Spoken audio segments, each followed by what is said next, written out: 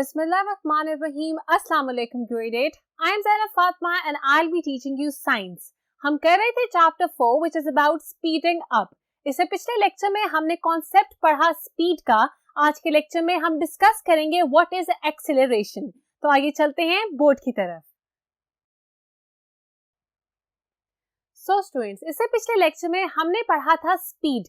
Speed क्या होती है? एक ऑब्जेक्ट कितना डिस्टेंस ट्रैवल करता है और वो डिस्टेंस वो ऑब्जेक्ट कितने टाइम में ट्रैवल करता है ये हमें बताती है उस ऑब्जेक्ट की स्पीड. अब आपको पता चल गया स्पीड क्या होती है. Acceleration is the change in speed. Speed में जो चेंज आता है, जब स्पीड बढ़ती है तो उसको हम कहते हैं एक्सेलरेशन. अगर आपने इसे पिछला लेक्चर देखा हो तो हमने डिस्कस किया था speed time graph. Speed time graph में हमने एग्जांपल ली थी एक मोटरसाइकिल की और हमने देखा था कि एक मोटरसाइकिल किस स्पीड पे जा रही थी और उसकी स्पीड किस तरह से चेंज हो रही थी. ये जो उसकी स्पीड का बढ़ना था दैट वाज एक्सेलरेशन. अब हम आज के लेक्चर में एक्सेलरेशन को कुछ डिटेल में पढ़ेंगे.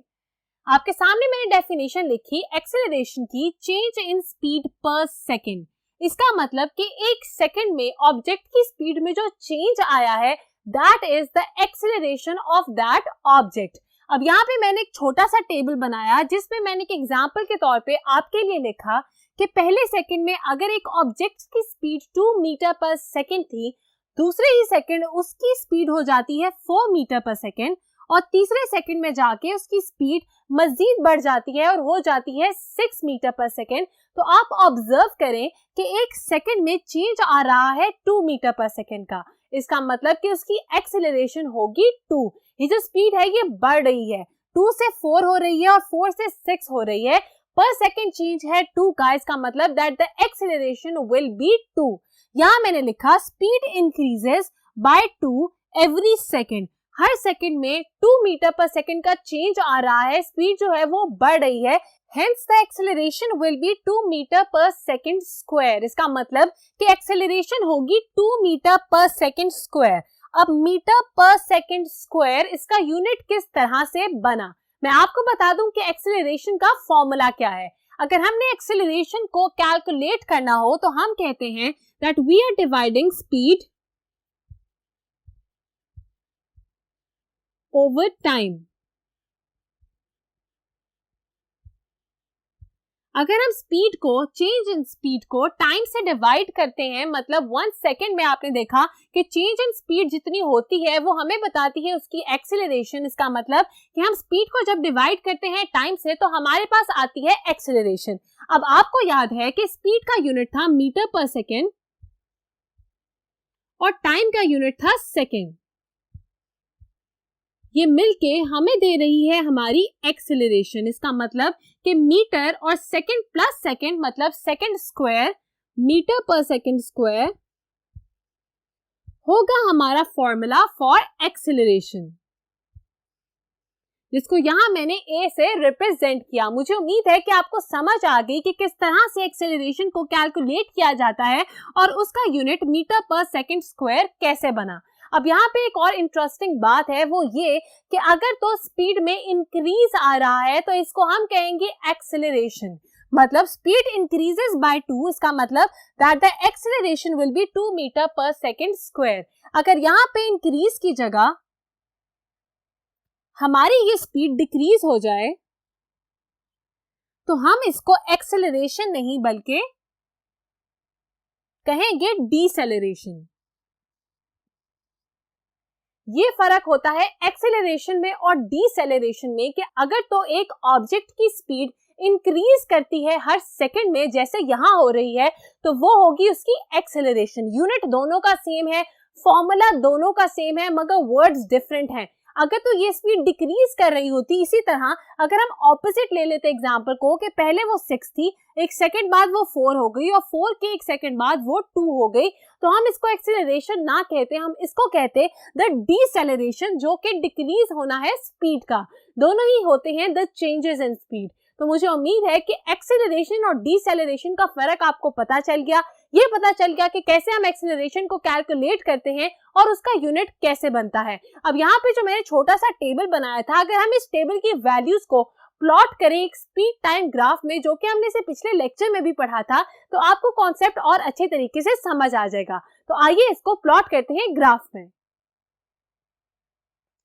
अब आपके सामने मैंने ग्राफ को ड्रॉ कर दिया, इसको हम कहते हैं स्पीड टाइम ग्राफ। मैंने उसी तरीके से यहाँ पे हेडिंग दी हुई है।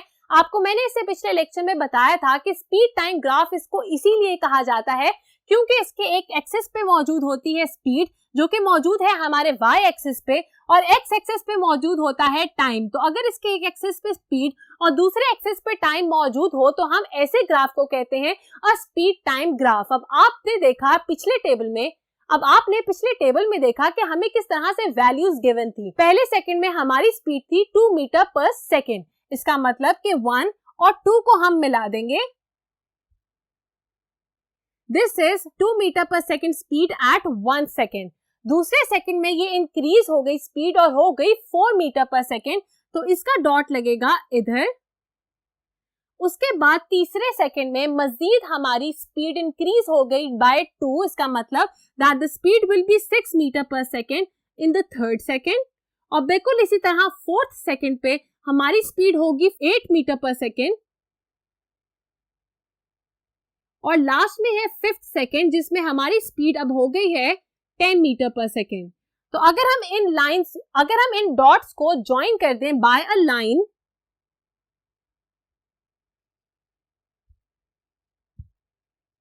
तो ये जो आपको नजर आ रही है लाइन ड्रॉ होती हुई, this is actually the acceleration, मतलब द इंक्रीज इन स्पीड। और ये जो स्लोप है, स्टीपनेस है इस लाइन की, दैट इंडिकेट्स कि कितनी ज्यादा एक्सेलरेशन है किसी भी ऑब्जेक्ट में, मतलब वो कितनी अपनी स्पीड को इंक्रीज कर रहा है ऑब्जेक्ट। आपको मैं एक और दफा बता दूं कि किस तरह से हम प्लॉट करते हैं स्पीड टाइम ग्राफ को। हमारे पास एक एक्सिस पे स्पीड मौजूद होती है और दूसरे एक्सिस पे टाइम। हमने पिछले टेबल में देखा कि हर एक सेकंड बाद 2 metre per second speed increase होती जा रही थी। बिल्कुल इसी तरह हमने 5 सेकंड तक इस स्पीड को प्लॉट किया और हमारे पास जो स्टीप लाइन आई, मतलब ये जो हमारे पास लाइन ग्राफ बना है, this actually indicates the acceleration.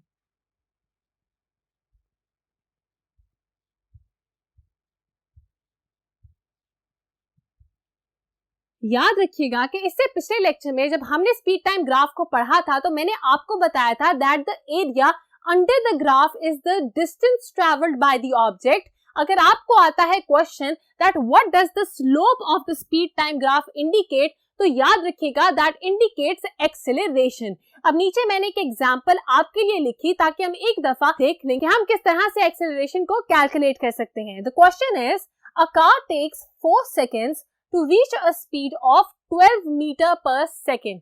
एक गाड़ी को 4 सेकेंड लगे 12 मीटर पर सेकेंड स्पीड तक पहुंचने के लिए।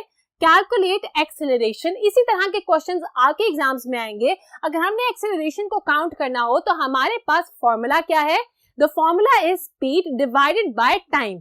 यहाँ हमारे पास स्पीड भी गिवन है और टाइम भी गिवन है, तो हम यहाँ पे स्पीड को टाइम से डिवाइड करेंगे। 12 डिवाइडेड बाय 4 और हमारे पास आंसर आएगा 3। इसका मतलब that 3 metre per second square is the acceleration of this car, जिसकी बात यहां हो रही थी। अब मैंने मीटर पर सेकेंड स्क्वायर क्यों लिखा? क्योंकि हमारी स्पीड का जो यूनिट है that is metre per second और हमारे टाइम का यूनिट है सेकेंड। टाइम क्योंकि नीचे एज अ डिनोमिनेटर मौजूद है, इसीलिए हमारे पास मीटर तो एक ही है मगर सेकेंड हो गए 2, इसीलिए हम लिखेंगे सेकेंड स्क्वायर। ये होता है यूनिट फॉर एक्सेलरेशन। किस तरह से एक्सेलरेशन को आपने कैलकुलेट करना है ये भी मैंने आपको बता दिया with the help of an interesting example. मुझे उम्मीद है कि आपको तमाम कॉन्सेप्ट्स बहुत अच्छे तरीके से समझ आ गए होंगे। हम मिलते हैं नेक्स्ट लेक्चर में, तब तक के लिए अपना बहुत ध्यान रखिएगा। खुदा हाफिज।